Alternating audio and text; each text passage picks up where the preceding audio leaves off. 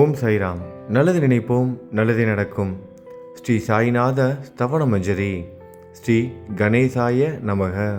எல்லாவற்றிற்கும் ஆதாரமானவனே, மயூரேச்சவரா, எல்லாவற்றிற்கும் சாட்சியாக விளங்குபவனே, கௌரியின் புதல்வனே, எண்ணங்களுக்கெல்லாம் அப்பாற்பட்டவனே, பெருத்த வயிறுடையவனே, ஸ்ரீ கணபதியே என்னை காத்தருள்வீர். நீ எல்லா பூதகணங்களுக்கும் முதல்வன், தலைவன். எனவே கணேசன் என அழைக்கப்படுகிறாய். நீ எல்லா சாஸ்திரங்களாலும் ஏற்றுக்கொள்ளப்பட்டவன்.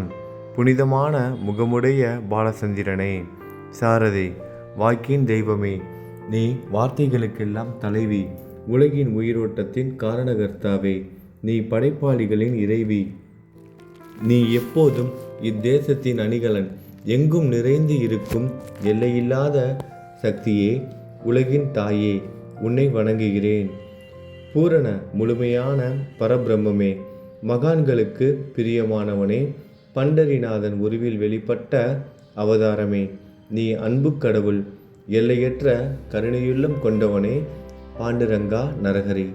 பொம்மலாட்டக்காரன் தன் கையிலுள்ள கயிற்றால் பொம்மைகளை ஆட்டுவிப்பது போல் பிரபஞ்சம் எங்கும் நிறைந்து நின்று உலகை ஆட்டுவிக்கும் ஒரு பொம்மலாட்டக்காரன். உன் மெய்ப்பொருளை உய்த்துணர அறிவியல் ஏடுகளும் புனித நூல்களும் இன்னமும் முயன்று கொண்டுதான் இருக்கின்றன. மெத்த படித்தவர்களுக்கு நீ வெளிப்பட்டதே இல்லை. சக்கரபாணியே, அத்தகைய அறிவற்றவர்கள் வெறும் வார்த்தை ஜாலங்களிலேதான் சிக்குண்டவர்கள். மகான்கள் மட்டுமே உன்னை உணர்வார்கள்.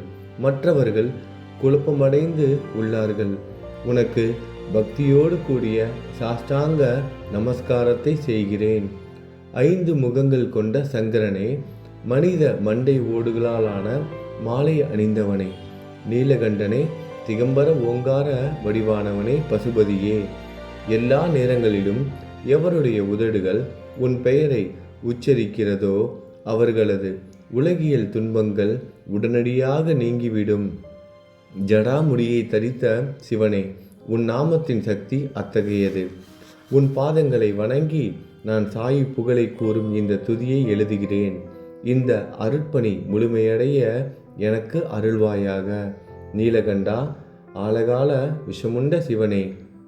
இப்போது அத்ரி மகரிஷியின் புதல்வரான தத்தாத்திரேயரையும் குலதெய்வமான இந்திரனையும் துக்காராமையும் எல்லா ஞானிகளையும் பக்தர்களையும் பணிகிறேன்.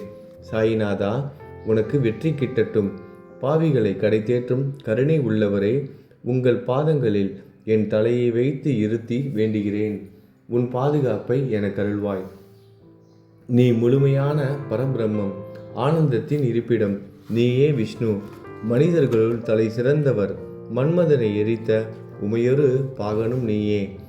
நீ மனித வடிவில் தோன்றிய இறைவன், அறிவு என்னும் ஆகாயத்து சூரியன். நீ கருணை கடல், நீ பிறவி பிணிக்கு ஒரு அருமருந்து. நீ ஏழைகளுக்கும் கீழ்த்தட்டு மக்களுக்கும் விரும்பியதை கொடுக்கும் சிந்தாமணிக்கல். நீ உன் பக்தர்களை பரிசுத்தப்படுத்தும் தெய்வம். உலக வாழ்க்கை என்னும் சம்சார கடலில் மூழ்குபவர்களை காப்பாற்றும் ஓடம். நீ அஞ்சுபவர்களின் புகலிடம். நீ இந்த பிரபஞ்சம் தோன்ற முதற் காரணமான பரிசுத்த பேரின்ப பேருணர்வு சைதன்யம். நீ கருணையே உருவானவன். உனது பலவிதமான வெளிப்பாடுகளில் இந்த உலகமும் ஒன்று. நீ பிறப்பற்றவன், சாவும் உன்னை தொட முடிவது இல்லை. என் நீண்ட ஆழமான சிந்தனைக்கு பின் வெளிப்பட்ட கருத்தே இது. பிறப்பு இறப்பு என்பவை அஞ்ஞானத்தால் தோன்றும் வெளிப்பாடே. மகாராஜா, நீங்கள் இறப்பும் பிறப்பும் மற்ற சுதந்திர பறவை. தண்ணீர் நீரூற்றாக தோன்றினால் அதன் ஆதாரம் அங்கு இருப்பதாக அர்த்தமா? ஏற்கனவே அங்கு அது நிரம்பி இருந்தது. பூமியின் உள்ளே இருந்தது. ஊற்றாக வெளியே வந்தது, அவ்வளவுதான். மணற்படுகையில் நீர் ஊற்றாக வெளிப்பட்டதும் அது நீரோடை என்ற பெயர் பெற்றது. அதன் சரியான பெயர் ஊற்று. தண்ணீர் இல்லாவிட்டால் அது வெறும் மணற்படுகையே. அந்த மணற்படுகையில் தண்ணீர் ஊற்றாக வந்தாலும் அல்லது வற்றி போனாலும் தண்ணீருக்கு அதனால் ஒன்றும் ஆவது இல்லை. ஏனென்றால் தண்ணீர் அந்த மணற்படுகைக்கு எந்த விதமான முக்கியத்துவமும் கொடுப்பது இல்லை. ஆனால் அறியாமையால் மணற்படுகையோ நீர் நிரம்பி இருந்தால் அது பெருமைப்பட்டு கொள்கிறது. ஆகையால் நீர் வற்றியவுடனே அது மிகவும் மனவருத்தம் அடைகிறது. இந்த மனித உடலும் ஒரு விதத்தில் அந்த மணற்படுகை போன்றதே. புனித பேரின்ப நிலையை அந்த நீரூற்றின் தூய தண்ணீருக்கு ஒப்பிடலாம். இம்மாதிரி எண்ணற்ற மணற்படுகைகளை மனித உடல்கள் இருந்த போதிலும் அவற்றில் உள்ள நீர் பேருணர்வு எனப்படும் சைதன்யம் மட்டும் மாறுபடுவதே இல்லை. கருணை உள்ளவரே, நான் உங்களை ஆதியும் அந்தமும் இல்லாதவன், பிறப்பற்றவர் என கூறுவேன். அறியாமை என்னும் மலையை உடைக்க உதவும் இந்திரனின் கையில் இருக்கும் வஜ்ர ஆயுதம். இதுவரை இந்த பூமியில் எத்தனையோ எண்ணற்ற உயிரினங்கள் தோன்றி உள்ளன, இப்போதும் தோன்றிக் கொண்டுதான் இருக்கின்றன. வருங்காலத்தில் மேலும் எண்ணற்ற உருவங்கள் தோன்றதான் போகின்றன. அந்த ஒவ்வொரு தோற்றத்திற்கும் ஒரு தனி உருவமும் பெயரும் கிடைக்கும். இந்த உயிர்கள் ஒவ்வொன்றும் பெயராலும் தோற்றத்தாலும் மட்டுமே இவ்வுலகில் அடையாளம் காட்டப்படுகிறது. ஆகையால் அந்த சுத்த பேருணர்வு நிலையை நீ நான் என்று பிரித்து காட்டுவது சரியல்ல. ஏனென்றால் எது இரண்டாக தோன்ற முடியாதோ அதுவே உண்மையில் பரிசுத்த பேரின்ப பேருணர்வு சைதன்யம் எனப்படும். அது ஒன்றே அனைவரின் உள்ளும் ஆத்மா என்ற பெயரில் உள்ளது. மேலும் உண்மையை சொல்வதானால் அந்த ஒரே ஒரு சுத்த பேரின்ப பேருணர்வு நிலைதான் உலகம் முழுவதும் வியாபித்து இருக்கிறது. அப்படி இருக்கையில் நீ நான் என்ற வேற்றுமைகள் எவ்வாறு இருக்க முடியும்? நீருண்ட மேகத்தில் உள்ள நீரின் தன்மை உலகெங்கிலும் ஒன்றே. ஆனால் அது பூமியை அடைந்ததும் வெவ்வேறு தோற்றங்களை நதி, ஏரி, ஊற்று ஏற்கின்றன. கோதாவரி மணற்படுகையில் விழும் நீர் கோதாவரி நதி என்றழைக்கப்படும். அதே சமயம் கிணறு ஒன்றில் விழும் நீருக்கு அந்த சிறப்பு தகுதி கிடைப்பது இல்லை. கோதாவரி நதி மிகவும் புனிதமானது. நீங்கள் அதில் உள்ள நீரை போன்றவர். நாங்கள் குளம், குட்டை, சகதியில் உள்ள நீர் போன்றவர்கள். நம் இருவருக்கும் இடையே உள்ள வித்தியாசம் இதுதான். உங்கள் வாழ்வின் குறிக்கோளை அடைவதற்கு நாங்கள் உங்களிடம் வர வேண்டும். கூப்பிய கரங்களுடன் சரணடைய வேண்டும். ஏனென்றால் நீங்கள் ஒருவரை புனிதத்தின் உறைவிடம். புனிதமடைந்த கோதாவரி நதி மணற்பரப்பில் மழைநீர் பாயத் தொடங்கும் பொழுது அந்த நீர் புனித தன்மையை அடையும். அதை வெறும் தண்ணீராக மட்டும் கருதினால் அந்த தண்ணீர் தான் எல்லா இடங்களிலும் இருக்கிறது. கோதாவரி நதி தீரம் முழுவதும் புனிதமாக கருதப்பட்டது. பூமியின் அந்த மணற்பகுதி அதன் புனித தன்மையை நிர்ணயம் செய்கிறது. தான் பழகும் மக்களின் தன்மைக்கேற்ப மக்கள் குணம் மாறுபடுகிறது. புனித ஆத்மாக்களின் செருகையால் அவர்களுடன் சேருபவர்களின் ஆத்மா ஒளிவிடத் தொடங்குகிறது. இல்லாவிட்டால் அது மாசுபட்டே இருக்கும். நீருண்ட மேகத்தினின்று கீழே விழுந்த நீரின் புனித தன்மையை எந்த பூமியின் பகுதி மாற்றவில்லையோ அந்த பகுதியை சாஸ்திரம் அறிந்தவர்கள் கோதாவரி என்று கூறுகிறார்கள். மற்ற பகுதியில் விழுந்த நீர் அந்த பகுதியில் உள்ள மண்ணின் குணத்தை ஏற்றுக்கொண்டது, புனித தன்மையை இழந்தது. மேகத்தில் இருந்த பொழுது பரிசுத்தமாக இருந்த நீர் அசுத்தமாகவும் கசப்பாகவும் உப்பாகவும் மாறிவிட்டது. 6 வித உட்பகைகளை அகற்றி காமம், கோபம், பேராசை, வெறுப்பு, அகங்காரம், பொறாமை புனித உடலெடுத்து வந்த குருதேவா தங்களை புனித மகான் என்று அழைப்பதே சாலப் பொருந்தும். ஆகவே நீங்களே புனித கோதாவரி. நீங்கள் புடம் போடப்பட்டதாலேயேதான் நான் உங்களை புனித கோதாவரியாக உருவகம் செய்கிறேன். இயங்கும் அத்தனை படைப்புகளிலும் நீங்கள் சிறப்புற முதன்மை பெறுகிறீர்கள். பிரம்மா உயிர்களை படைக்க ஆரம்பித்ததிலிருந்தே உலகம் தோன்றியது முதல் கோதாவரி நதி இருக்கிறது. நீர் நிறைந்து பாயும் அந்த நதியில் இன்று வரை தண்ணீர் வற்றியதே இல்லை. ராவணனின் எதிரியான ராமர் கோதாவரி நதியின் கரைக்கு வந்தபோது ஓடிக்கொண்டிருந்த தண்ணீர் இன்று வரை அதே இடத்தில் எப்படி இருக்க முடியும் என்று சற்றே யோசித்து பாருங்கள். கோதாவரி நதியின் மணற்படுக்கை மட்டும் அதேதான். தண்ணீர் கடலை சென்றடைந்து விட்டது. ஆனால் அந்த கோதாவரி நீர்ப்படுகையுடன் புனிதத்தன்மை மட்டும் என்றுமே மாறாமல் இன்று வரை அப்படியே உள்ளது. ஒவ்வொரு வருடமும் பழைய நீர் வெளியேறி புதிய நீர் அதற்குள் பாய்கிறது. உங்களுக்கு தெரிந்த வாழ்க்கை நீதிதான் அது. ஒரு நூற்றாண்டை ஒரு ஆண்டாக கணக்கிட்டால் அந்த நூற்றாண்டில் தோன்றிய முனிவர்கள் பாயும் நீரை போன்றவர்கள். அவர்களில் மிகப்பெரிய மகான்கள் அந்த நீரில் தோன்றும் அலைகள் போன்றவர்கள். இந்த புனித கோதாவரி நதியில் முந்தைய நூற்றாண்டுகளில் சனாதர், சனதர், சனந்தனர் போன்ற மகான்கள் வெள்ளமாக தோன்றினார்கள்.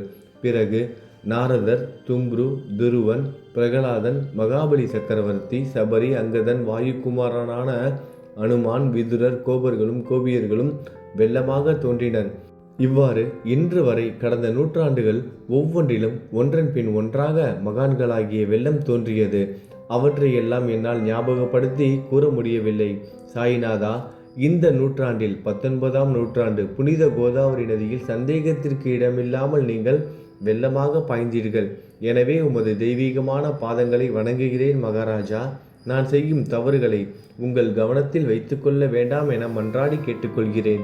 நான் ஒரு எளியவன், அறியாதவன், தீய குணங்கள் கொண்ட மிகப்பெரிய பாவி. என்னை புறம் தள்ளி விடாதீர்கள், கைவிட்டு விடாதீர்கள். மட்டமான உலோகத்தையும் தங்கமாக மாற்றும் சக்தி கொண்ட ரசவாதக்கல் இரும்பினுடைய இயற்கையான தன்மைகளை பொருட்படுத்துவது இல்லை. கோதாவரி நதி தன்னுள் கலக்கும் சிறு ஓடைகளை திருப்பி அனுப்புவது இல்லை. அநேக தீய குணங்களை என்னுள் கொண்டவன் நான். உங்களது கருணை மிகுந்த பார்வையால் அவற்றை சடுதியில் அழித்து விடுங்கள். இது மட்டும்தான் உங்கள் அடிமையான தாஸ்கனுவின் வேண்டுகோள். ரசவாத கல்லின் தொடர்பு ஏற்பட்டும் இரும்பின் இயற்கை தன்மைகள் அளிக்கப்படாவிட்டால் குருதேவா, அது ரசவாத கல்லின் பெருமைக்கு இழுக்கு அல்லவா? என்னை பாவியாகவே இருக்கும்படி விட்டு விடாதீர்கள். தங்களை குறைவாக மதிப்பிட்டு கொள்ளாதீர்கள். நீங்கள் ரசவாத கல், நான் இரும்பு. எனக்கு ஏற்படும் இழிவுகள் தங்களுக்கு ஏற்படும் இழிவுகள் அல்லவா? ஒரு குழந்தை தவறு செய்து கொண்டேதான் இருக்கிறது. ஆனால் அதற்காக தாயார் கோபமடைவது இல்லை. இதை தாங்கள் நினைவில் வைத்து கொண்டு எனக்கு உங்கள் அருள் ஆசிகளை தாருங்கள். சத்குரு சாயிநாதா, நீங்கள் எனது கற்பக விருட்சம், சம்சார கடலை கடக்க உதவும் கப்பல். சந்தேகத்திற்கு இடமின்றி நீங்கள் ஒருவர் மட்டுமே என்னை கடை தேற்ற முடியும். நீங்கள் எனக்கு காமதேனுவாகிய பசு. நீங்கள் சிந்தாமணிக்கல், ஞானவானில் சூரியன் தாங்கள். நீங்கள் நற்பண்புகளின் சுரங்கம், ஸ்வர்க்கத்திற்கு ஏறி செல்ல உதவும் ஏணி நீங்கள். புனித செயல்களின் நிறைகள் நிறைய கொண்டவரை, பரிசுத்தமானவரை, சாந்தி மற்றும் பேரின்பத்தின் மொத்த உருவமே, இரண்டாக இல்லாதவரே, வேறுபாடு இல்லாதவரே, அறிவு கடவுளே, குறைகளற்ற முழுமையான அறிவாக உருவெடுத்தவரே, மனிதர்களில் உன்னதமானவரே, சாந்தி மற்றும் மன்னிப்பதின் உறைவிடமே, பக்தர்களின் அடைக்கலமே, என்னை ஆசீர்வதியுங்கள், என்னை ஆசீர்வதியுங்கள். சத்குரு மச்சீந்திரநாதர். கலியுகம் ஆரம்பித்தவுடன் மகாவிஷ்ணுவால் உலகம் உய்ய அனுப்பப்பட்ட 9 நாதர்களில் ஒருவர் நீயே. சிவன் நெற்றிக்கண்ணை திறந்தவுடன் அந்த அக்னியில் தோன்றிய மகாத்மா ஜாலந்தரும் நீயே.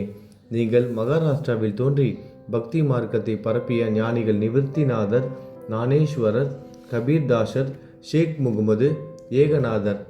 நீங்கள் போதவா தத்தகுருவின் குரு நீங்களே. பண்டரிநாதரின் அடியவர் சாவதா மாலி. நீங்கள் உண்மையில் ஆஞ்சநேயரின் மறு அவதாரம் ராமதாசர். நீங்கள் மகாராஷ்டிர ஞானி பாண்டுரங்கன் மீது அபகங்கள் என்னும் கீர்த்தனை நிறைய இயற்றிய துகாராம். சாயிநாதா, நீங்கள் முஸ்லிம் ஞானி ராம பக்தர். நீங்கள் தத்தாத்திரேயரின் மறு அவதாரம் மாணிக் பிரபு. உங்களது இன்றைய அவதாரம் தோற்றம் மற்றும் உங்களுடைய எண்ணற்ற தன்மைகளை புரிந்து கொள்ள உண்மையில் கடினமாக இருக்கிறது. உங்களது ஜாதி குலம் பற்றிய எதையும் நீங்கள் எவருக்கும் வெளிப்படுத்தியது இல்லை. சிலர் உங்களை முஸ்லீம் என்கிறார்கள், சிலர் உங்களை பிராமணர் என்கிறார்கள். கிருஷ்ணரை போன்று எண்ணற்ற தெய்வீக லீலைகளை செய்வதெல்லாம் உங்களுக்கு ஒரு விளையாட்டு. ஸ்ரீ கிருஷ்ண பரமாத்மாவை பார்த்து உயிர்த்துணர்ந்த பல்வேறு மக்கள் பலவிதமான பெயர்களிட்டு அவரை அழைத்தனர். சிலர் அவரை யதுகுலத்தின் அணிகலன் என்றார்கள். சிலர் அவரை மாடுகள் மேய்க்கும் இடையன் என்றனர். யசோதை அவரை பச்சிலம் குழந்தை என்றாள். கிருஷ்ணனின் மாமனாகிய கம்சன் அவரை மகா காலன், உயிரை குடிக்கும் யமன் என்றான். அர்ஜுனன் அவரை எங்கும் நீக்கமர நிறைந்துள்ளவர் என்றான். அவ்வாறே குருநாதா, ஒவ்வொரு மனிதனின் மனநிலைக்கு ஏற்ப, அவரவர் எண்ணங்களுக்கு ஏற்ப உங்களுக்கு பெயர்களை சூட்டினார்கள். மசூதி நீங்கள் வாழும் இருப்பிடம். உங்கள் காதுகள் குத்தப்படவில்லை. இந்து மத வழக்கப்படி காதுகள் குத்தப்பட வேண்டும். பாத்தியா ஓதுவதை பார்த்து நீங்கள் முஸ்லீம் என்று கூறுவது பொருத்தமானதே. கருணாமூர்த்தியே, அதேபோல் நீங்கள் அக்னியை வழிபடுவதை பார்த்து நீங்கள் ஒரு இந்து என்று முடிவு செய்யப்பட்டது. இந்த வெளிப்புற வித்தியாசங்களை வீண் விவாதம் செய்யும் எண்ணம் கொண்டவர்களே விரும்புவார்கள். உண்மையான ஞானத்தில் ஆர்வம் கொண்டவர்கள் இந்த வெளிப்புற வேறுபாடுகளுக்கு முக்கியத்துவம் தரமாட்டார்கள். நீங்கள் பிரம்மத்தின் நிலையில் இருக்கிறீர்கள். ஜாதி குலம் போன்றவை உங்களுக்கு முக்கியமில்லை. நீங்கள் எல்லோருக்கும் மேலான உயர்ந்த குருவாகவும் இந்த பிரபஞ்சத்தை படைத்தவராகவும் இருக்கிறீர்கள். முஸ்லீம் இந்துக்களுக்கிடையே பகைமை உணர்வு ஏற்பட்டதால் அவர்களுக்கிடையே இணக்கமான உறவையும் ஒற்றுமையையும் ஏற்படுத்துவதற்காகவே நீங்கள் மசூதியில் அமர்ந்து அக்னி வழிபாட்டை நடத்தி உங்கள் லீலைகளை பக்தர்களுக்கு காட்டினீர்கள். நீங்கள் ஜாதி மதங்களுக்கு அப்பாற்பட்டவர். நீங்கள் பிரம்மமே. உண்மையில் அதுவே நீங்கள் உண்மையில் எண்ணங்களுக்கும் அப்பாற்பட்டவர். உங்களை பற்றிய வாத பிரதிவாதங்கள், ஊகங்கள், ஆதாரம் இல்லாத கருத்துக்கள் நடமாடும் இடத்தில் என் வார்த்தைகளுக்கு முக்கியத்துவம் எப்படி கிடைக்கும்? ஆனால் உங்களை பார்க்கும் பொழுது என்னால் மௌனமாக இருக்க முடியவில்லை. வார்த்தைகளால் போற்றுதலே உலக வழக்கில் உள்ள ஒரே வழக்கம். ஆகையினால் உங்கள் அருளாசியுடன் வார்த்தைகளால் எப்படியெல்லாம் போற்ற முடியுமோ அவ்வண்ணமே போற்றி புகழ்கிறேன். கடவுளின் நிலையை விட மகான்களின் நிலை வேறுபட்டு மிக உயர்ந்ததாகவும் இருக்கும். மகான்களின் அருகில் நான், எனது போன்ற எண்ணங்களுக்கு இடமே இல்லை. கடவுளை வெறுத்ததால் இரணியகசிபுவும் ராவணனும் கொல்லப்பட்டனர். மகான்கள் கைகளால் இத்தகைய துர்சம்பவங்கள் ஏற்பட்டதே இல்லை. அரசன் கோபிசந்தன் முனிவர் ஜாலந்தரை சாணக்குவியலுக்குள் புதைத்தான். ஆனால் அந்த நிலையிலும் அரசரின் அந்த செயலுக்காக அந்த முனிவர் வருத்தப்படவே இல்லை. அரசனின் அந்த செயலுக்கு நேர்மாறாக அந்த அரசனை சம்சார சூழலிலிருந்து விடுவித்து அவனை முக்தியடைய செய்தார். மகான்களின் சக்தி இப்படிப்பட்டதே. அவற்றை விவரித்து கூற முடியாது. மகான்கள் சூரியனை போன்றவர்கள். அவர்கள் கருணை ஒளிவிட்டு பிரகாசிக்கக்கூடியது. மகான்கள் சந்திரனை போல் இதயத்திற்கு ஆறுதல் கொடுப்பவர்கள். சந்திரனின் மேன்மையான ஒளிக்கதிர்கள் போல் அவர்களது அருள் ஒளி வீசும். மகான்கள் இதமளிக்கும் கஸ்தூரி போன்றவர்கள். அவர்கள் அருள் அதன் நறுமணம் போன்றது. மகான்கள் சாறு நிரம்பிய கரும்பு போன்றவர்கள். அவர்களின் அருள் அந்த கரும்பு சாற்றினை போல் இனிப்பானது. நிச்சயமாக மகான்கள் நல்லவர்களிடமும் தீயவர்களிடமும் ஒரே விதமாக நடந்து கொள்கின்றனர். அதற்கும் மேலாக பாவிகளிடம் அவர்கள் காட்டும் அன்பு அளவிட முடியாதது. கோதாவரி நதியில் அழுக்கடைந்த துணிகளை சுத்தம் செய்யப்பட வேண்டி வருகின்றன. சுத்தமான துணிகள் கோதாவரி நதியில் நின்று வெகு தூரத்தில் பெட்டியிலேயே தங்கிவிடுகின்றன. பெட்டியில் வைக்கப்பட்டிருந்த அந்த துணியும் ஒரே ஒரு முறை கோதாவரி மணற்படுகைக்கு நன்றாக துவைப்பதற்காக வந்ததுதான். இந்த ஊமையில் பெட்டிதான் வைகுண்டம், நீங்களே கோதாவரி. கோதாவரி நதிக்கரையே நம்பிக்கை. எல்லா உயிரினங்களும் துணிகள். 6 விதமான மன விகாரங்களே அவற்றை பற்றியுள்ள அழுக்கு. அவை காமம், கோபம், கஞ்சத்தனம், மதம், பொறாமை, மோகம் என்பவையே. தங்கள் பாதார விந்தங்களை வணங்குவதை கோதாவரியில் செய்யப்படும் புனித குளியல் எல்லா பாவங்களையும் மன அழுக்குகள் போக்கி சமத்தரே எங்களை சுத்தப்படுத்தும்.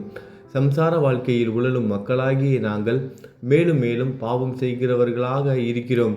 எனவே மகான்களின் தரிசனம் பெறுவதற்கு நாங்கள் தகுதியுடையவர்கள் ஆகிறோம். கோதாவரி நதியில் தண்ணீர் நிரம்பி உள்ளது. படித்துறையில் துவைப்பதற்காக துணிகள் வருகின்றன. அவை துவைக்கப்பட்டு சுத்தப்படுத்தப்படாவிட்டால் அது கோதாவரி நதிக்கல்லவா இழுக்கை தேடி தரும். நீங்கள் அடர்ந்த இலைகளுடன் கூடிய நிழலையும் குளிர்ச்சியையும் தரும் மரம். உண்மையில் நாங்கள் வழிப்போக்கர்கள். எங்களை 3 வித துக்கங்கள், இயற்கை இடர்பாடுகளால் வரும் துன்பங்கள், நமது உடலுக்கு வரும் நோய் நொடிகள், அஞ்ஞானத்தால் நிரம்பிவிடும் பாவ மூட்டை எனப்படும் வெயில் சுட்டரிக்கின்றன. கருணாமூர்த்தியே, அந்த சுட்டரிக்கும் 3 வித தாபங்களின் வெப்பத்திலிருந்து எங்களை காப்பாற்றும். தங்கள் அன்பு மிகுந்த கருணை என்னும் குளிர் நிழல் இந்த சம்சாரம் என்னும் வாழ்க்கை கடலை கடக்க உதவும் தன்மை கொண்டது. மரத்தின் அடியில் அமர்ந்தும் ஒருவன் சூரியனின் சுட்டரிக்கும் வெப்பத்தை உணர்ந்தால் அந்த மரத்தை நிழல் தரும் மரம் என்று கூற முடியுமா? பாருங்கள், உங்கள் அருளின்றி இந்த உலகில் நல்லது என்பது ஏற்படுவது இல்லை. எனவே தர்மத்தை நிலைநிறுத்துவதற்காக சேஷசாயி பாம்பு படுக்கையில் இருப்பவனே அர்ஜுனனுக்கு நண்பனாக, வழிகாட்டியாக மற்றும் ஆன்மீகவாதியாக மாறினார். சுக்ரீவனின் அன்பினாலேயே விபீடனன் அரசன் ராமனின் நட்பை பெற்றான். ஸ்ரீ ஹரியும் மகான்கள் மூலமாகத்தான் பெருமை பெற்றார். பிரம்மம் உருவமற்றது. எனவே வேதங்களால் அதை வர்ணிக்க முடியவில்லை. பூமியில் அதை மனித உருவில் தோன்ற வைத்து மகான்கள் அதன் உருவமற்ற தன்மையை மாற்றினர். தாமாஜி என்ற பக்தருக்காக பாண்டுரங்கனை ஒரு தாழ்த்தப்பட்ட குலத்தில் பிறக்க வைத்தார். சோகமேளா என்ற பக்தருக்காக உலகின் தெய்வமாகிய இறைவனை இறந்த எருமைகளின் உயிரற்ற உடல்களை எடுக்க வைத்தார். மகான்களின் பெருமையை உணர்ந்த இறைவன் தண்ணீர் சுமந்து உழைத்தார். உண்மையில் மகான்கள் எல்லாவற்றையும் தாங்கும் சக்தியும் சச்சிதானந்த பிரபுவும் ஆகிய இறைவனின் எஜமானர்களே. இதற்கு மேலும் சொல்வதற்கு ஏதும் இல்லை. நீங்களே என் தாயும் தந்தையும். ஷீரடி கிராமத்தில் வசிக்கும் சத்குரு சாயிநாதா பாபா, உங்கள் லீலைகளை எவர் ஒருவராலும் உண்மையிலேயே முழுமையாக புரிந்து கொள்ள முடியாது என்கிற போது சாதாரண மனிதனாகிய நான் எவ்வாறு அவற்றை விளக்க முடியும் என்று கூறுங்கள். எல்லா உயிரினங்களையும் காப்பாற்ற நீங்கள் ஷீரடிக்கு வந்திருக்கிறீர்கள். மண் அகல் விளக்குகளில் வெறும் தண்ணீரை ஊற்றி அவற்றை எரிய வைத்தீர்கள். மிக குறுகிய மரப்பலகையை கொஞ்சம் ஊஞ்சல் படுக்கையாக்கி உங்கள் யோக சக்தியை உங்கள் பக்தர்களுக்கு காட்டினீர்கள். அநேக பெண்களின் மலட்டுத்தன்மையை முழுவதுமாக நீக்கினீர்கள். உதியின் மூலம் அநேக பேரின் வியாதிகளை குணமடைய செய்தீர்கள். இவ்வுலக சம்பந்தமான துன்பங்களை நீக்குவது உங்களுக்கு ஒரு பொருட்டே அல்ல. யானை ஒன்று எறும்பை சுமையாக கருதுமா? குருராயா, இப்பொழுது இந்த எளியவன் பால் கருணை காட்டுங்கள். உங்கள் பாதங்களில் சரணடைந்து விட்டேன். என்னை திருப்பி அனுப்பி புறம் தள்ளி விடாதீர்கள். மகாராஜ், நீங்கள் அரசர்களுக்கெல்லாம் அரசன். நீங்கள் குபேரனை விட செல்வம் அடைந்தவர். நிச்சயமாக தன்னிகரற்ற வைத்தியர். உங்களை விட மேலானவர் எவரும் இல்லை. மற்ற கடவுள்களை வணங்குவதற்கு தனித்தனியாக பூஜை பொருட்களும் வழிபாட்டு முறைகளும் உள்ளன. ஆனால் உங்களை வணங்குவதற்கு தகுதியான பொருட்களே இந்த உலகில் இல்லை. சூரியனின் ராஜ்யத்தில் தீபாவளி பண்டிகையை கொண்டாடுவது என்றால் எவ்விதமான பொருட்களை கொண்டு அதை கொண்டாடுவோம்? சமுத்திரத்தின் தாகத்தை தணிக்க பூமியில் போதுமான தண்ணீர் கிடைக்காது. நெருப்பை சூடாக்குவதற்கு எங்கிருந்து அக்னியை கொண்டு வருவது? ஸ்ரீ சமர்த்த குருராயா, பூஜை செய்ய உதவும் பொருட்கள் யாவற்றிலும் இருப்பது உன் ஆத்மாவே. ஆரம்பம் முதலே அவை உன் ஒரு பகுதியே. மேலே கூறப்பட்டவை எல்லாம் தத்துவார்த்த ரீதியில் கூறப்பட்டவையே. எனக்கு ஏற்பட்ட அடிப்படையில் கூறப்பட்டவை அல்ல. அனுபவங்கள் இன்றி கூறப்படும் வார்த்தை ஜாலங்கள் வீணே. சம்பிரதாய சடங்குகளின்படி உங்களுக்கு பூஜை செய்ய வேண்டுமென்றால் அதனை செய்வதற்கு தேவையான பூஜை சாமான்கள் என்னிடத்தில் இல்லை என் குருநாதா. கருணையுடையவரை, அடிக்கடி என் கற்பனை திறனின் அடிப்படையில் உங்களுக்கு நான் வழிபாடு செய்கிறேன். அந்த வழிபாட்டை இந்த அடிமையிடமிருந்து ஏற்றுக்கொள்ளுங்கள். இப்போது என் அன்பு கண்ணீரால் உங்கள் கால்களை கழுவுகிறேன். உண்மையான பக்தி என்னும் சந்தனத்தை அரைத்து சாந்தாக்கி உமக்கு இடுகிறேன். அழகிய வார்த்தைகளால் எழுதப்பட்ட இந்த துதி என்னும் கம்னியை உமக்கு அணிவிக்கிறேன். இந்த புகழ் மாலையை உங்கள் கழுத்தை சுற்றி அணிவிக்கிறேன்.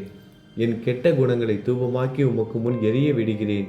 தீய குணங்களின் கூட்டுப்பொருளே ஆனாலும் அது எரியும் போது அதிலிருந்து தீய வாசனை எழுவது இல்லை. சத்குருவுக்கு முன்பு இல்லாமல் வேறு எங்காவது இந்த தூபம் எரிய விடப்பட்டால் அங்கெல்லாம் அந்த தூபத்தின் நிலை கீழே கொடுத்த மாதிரி ஆகும்.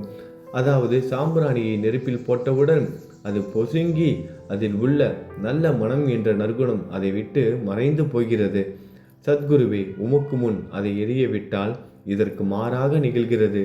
தீய தன்மைகள், அழுக்குகள் அக்னியில் எரிந்து விடுகின்றன. உலகம் பார்த்து சந்தோஷப்படும் வகையில் அதன் நற்குணம் அதிலேயே தங்கிவிடும். மனதில் உள்ள தீய குணங்கள் யாவும் எரிந்த பிறகு மனம் மாசற்றதாகிறது. கங்கையில் உள்ள மாசுக்கள் நீங்கியவுடன் கங்கை புனிதமடைகிறது. மாயை, மோகம் என்ற தீபத்தை உமக்கு ஏற்றி காட்டுகிறேன். அதன் மூலம் என் மனம் வைராக்கியத்தை அடைய அருள் செய்வீராக. குருராயா, பரிசுத்தமான நம்பிக்கை என்ற சிம்மாசனத்தை நீங்கள் என்னுள் அமர்வதற்கு ஆசனமாக உமக்கு தருகிறேன். அதை பெற்றுக்கொண்டு எனது பக்தி என்ற நைவேத்தியத்தை ஏற்றுக்கொள்ளுங்கள். பக்தி என்ற நைவேத்தியத்தை ஏற்றுக்கொண்டு அதன் சாரத்தை எனக்கு கொடுப்பீராக. ஏனெனில் நான் உமது பால்குடி மாறாத பச்சிலம் குழந்தை. உங்கள் அருட்பாலில் எனக்கு உரிமை உண்டு. எனது மனதையே உமக்கு தட்சணையாக கொடுக்கிறேன். ஆகையால் நான் செய்யும் காரியங்கள் யாவற்றிலும் நான் செய்பவன் என்று உரிமை கொண்டாட முடியாது. ஏனென்றால் நினைக்கும் மனதை தான் உமக்கு அர்ப்பணித்து விட்டேனே. இப்பொழுது பணிவுடன் கூடிய பிரார்த்தனையோடு உங்களை சாஷ்டாங்கமாக நமஸ்காரம் செய்கிறேன். தெய்வீக சாயிநாதா, தயவு செய்து நீங்கள் அதை ஏற்றுக்கொள்ளுங்கள். 8 பிரார்த்தனைகள்.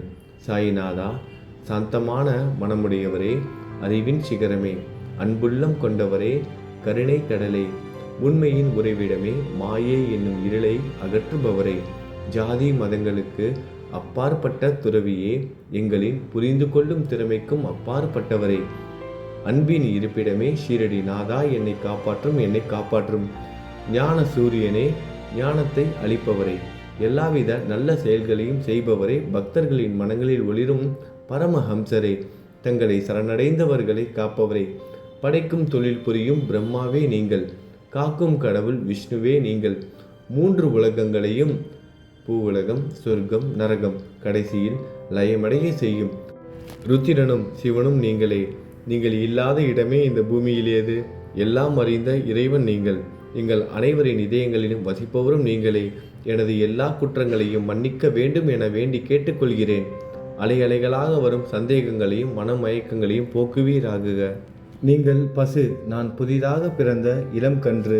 நீங்கள் சந்திரன், நான் சந்திர காந்தக்கல்.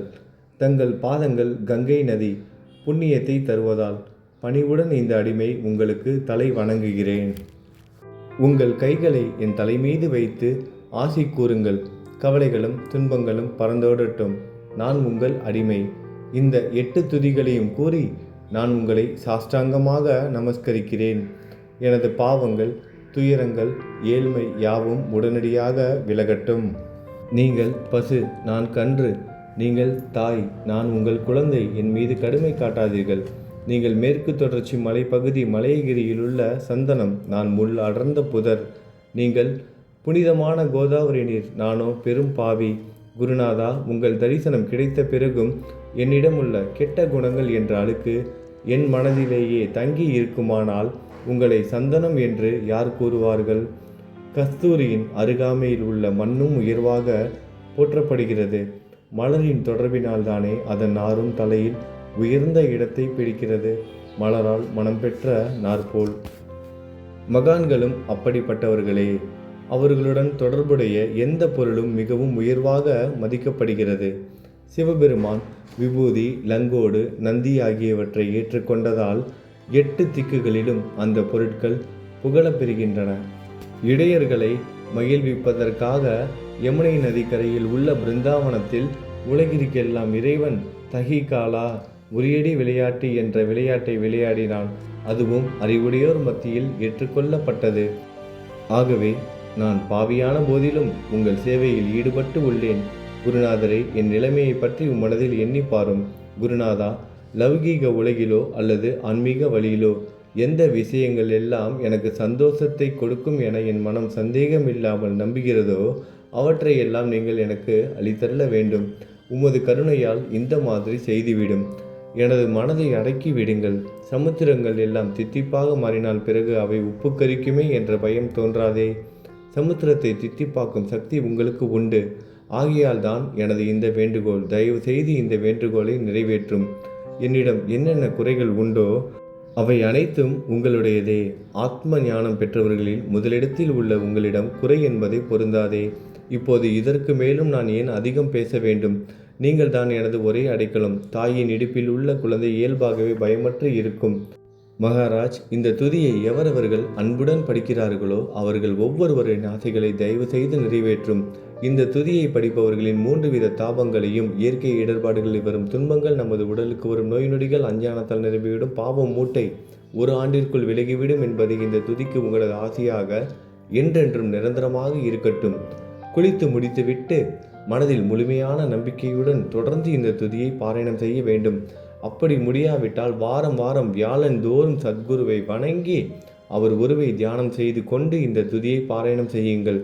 இதுவும் கூட முடியாவிட்டால் மாதம் மாதம் வரும் 2 ஏகாதசி தினங்களில் இந்த துதியை பாராயணம் செய்யுங்கள். இது ஏற்படுத்தும் விளைவுகளை பார்த்து அதிசயப்படுவீர்கள். குருமூர்த்தியான சாயிநாதர் இந்த துதியை பாராயணம் செய்பவர்களுக்கு இவ்வுலகியல் ஆசைகளை முழுமையாக உடனடியாக நிறைவேற்றுவார். இந்த துதியை திரும்ப திரும்ப பாராயணம் செய்வதால் முட்டாள்கள் கூர்மையான புத்தியை அடைவார்கள். யாராவது வாழ்நாளாவது குறைவானதாக இருப்பின் இந்த துதியை அவர்கள் படிப்பதால் 100 ஆண்டு காலம் வாழ்வார்கள். இந்த துதியை தொடர்ந்து பாராயணம் செய்து வந்தால், செல்வம் குறைவாக இருந்தால், ஏழையாக இருந்தால், செல்வத்தின் அதிபதி குபேரன் அவர்கள் வீட்டிற்கு வந்து தங்கி அவர்களுக்கு ஏவல் புரிவான்.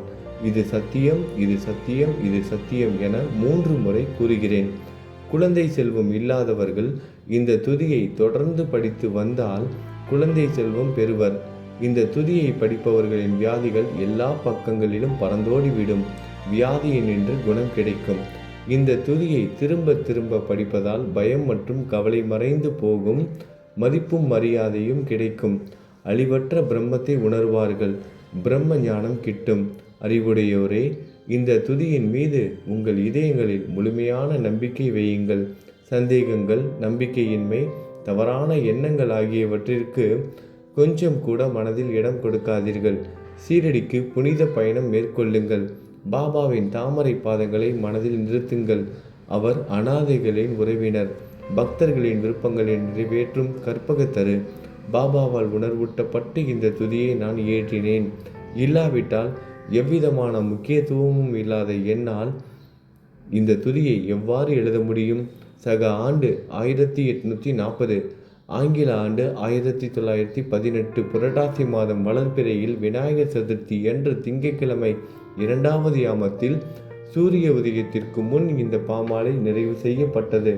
புனிதம் வாய்ந்த நர்மதா நதிக்கரையில் இந்தூருக்கு அருகிலுள்ள ஊரான மகேஸ்வர சேத்திரத்தில் ஸ்ரீ அகல்யாதேவியின் சந்நிதியில் ஸ்ரீ சாய்நாதரை போற்றி பாடும் இந்த ஸ்தவன மஞ்சரி நிறைவடைந்தது.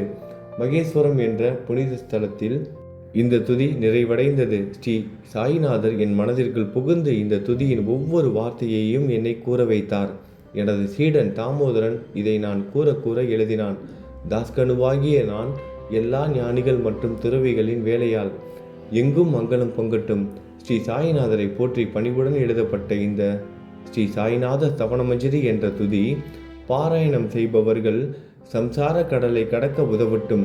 இது ஸ்ரீ பாண்டுரங்கனுக்கு தாஸ்கனுவின் நம்பிக்கை மற்றும் பணிவோடும் கூடிய பிரார்த்தனை. ஓம் சாய்ராம். நல்லதே நடக்கட்டும். ஓம் சாய்ராம். மங்களம் சுபமங்கலம்.